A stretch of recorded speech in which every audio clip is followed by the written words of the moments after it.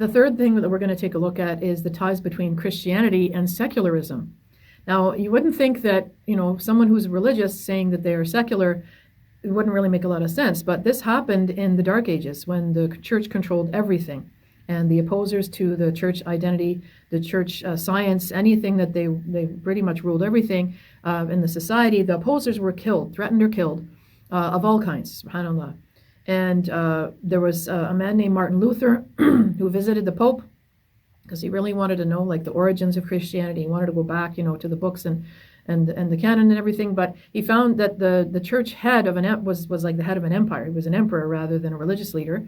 And the crown that the Pope had was so heavy with gold and everything that they literally had to have wires from the ceiling to hold it up, or else it would have crushed him when he was wearing it. This type of thing really disturbed Martin Luther. So he went back to Germany and he wrote protests against the Pope, and he started what we now call Protestantism. And he dropped the pagan practices.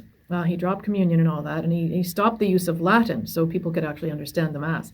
When my mother was going to church when she was little, that was a time when the Catholic Church had all the Mass in Latin. So imagine this now, subhanAllah, that you're going for a religious service, and there's some religious people come at the head of the church. They stay away from the people, and they're just muttering in a language that you have no idea.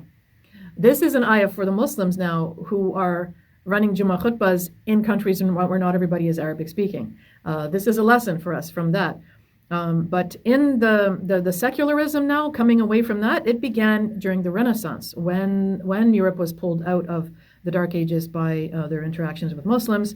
This became like a rebirth, and it caused, the Protestantism helped the people kind of make a break between Christianity and secularism.